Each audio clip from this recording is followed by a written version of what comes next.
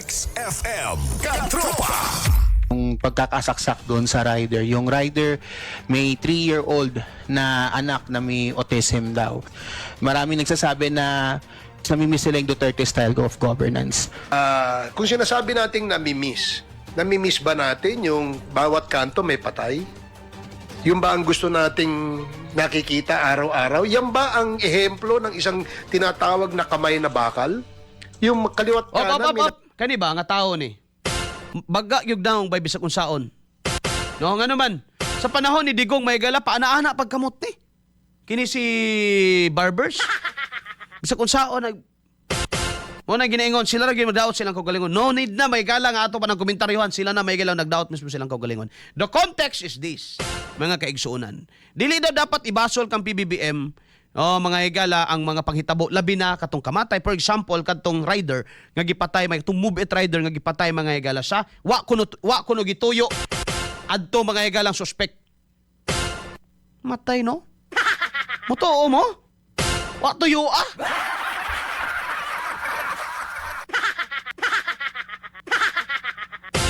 Ngano to? Kuan? Unsay tawag ana J promising na unsay term anang kana bang maglakaw nga tuog. No? Kana noon no tuyuan na. May nga na kanang malimungawan ba nga maglakaw nga tuog may galay yung piyansa diha kay makahawid kay na kutsilo impas ka diha. Pero conscious ka tao, nagsakay sa motor, dunggab sa likod, patalikod pa. Gituyo. Karon, matod pa ni Barbers, may gala nga, unsa may inyong na-miss? Katong kada kanto na ipatay? Murag di man ning anak kang Digong bay? Murag exaggerated man na kayo kana mo na kuan gyud kay na. Ano gid sa una kada kanto gid na ipatay dili man. Kada kanto na pulis. Kana Pero naaman pod magayagala pero mo lagi nigdami paggara aning mga tibagha. No? So di na ta magisgot anag asa sila mga higala nagdapik. Sila na mismo may higala nagsulti kung kinsa na sila. No, panalitan kini si Barbers, no? Di ako moingon ko di man tanan himo ni Digong maayo. No? Unya di pag gumudapig anang patay mga higala kanang patay-patay di kita mudapig anang dapig man tana. Mga kaigsuunan. Pero di sad katarunganon nga moingon ka nga panahon ni Digong puro na lang pud patay. Dili kadagag maing butang na hitabo may gala panahong Digong. Klaro lang istorya. No? Oo. Si Digong daw puro patayan, walang hustisya. Oo. Digong nagilagi natira, no murag si Digong bay presidente. Dapigi siguro ninyo ng inyong kuan nga negative 7 ang rating. Ay!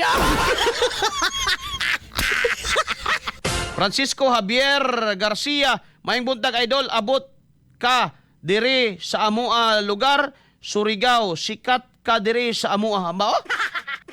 Uratan butalo. Salamat. Ug maohon.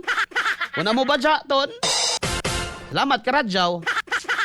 Pero ining inyong kababayan, si Barbers, biga nan ina. Ay!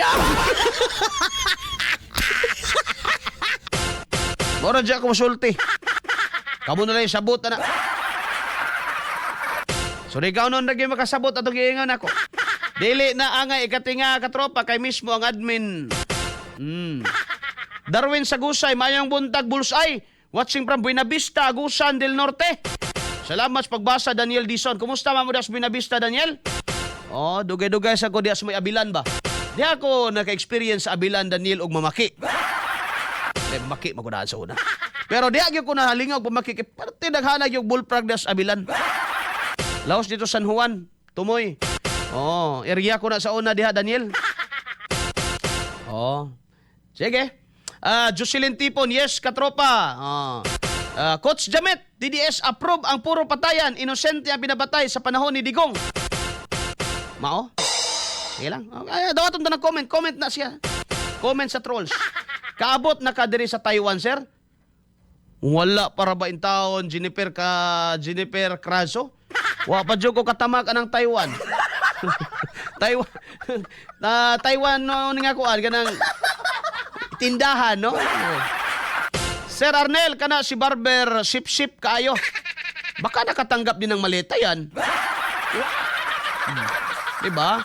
Aldrin Ordinesa, good morning, katropang Arnel. Minaw, mi kanunay diri sa Lopez Saina, Misamis Occidental. Josie Puliesca, Barbero, Surigao.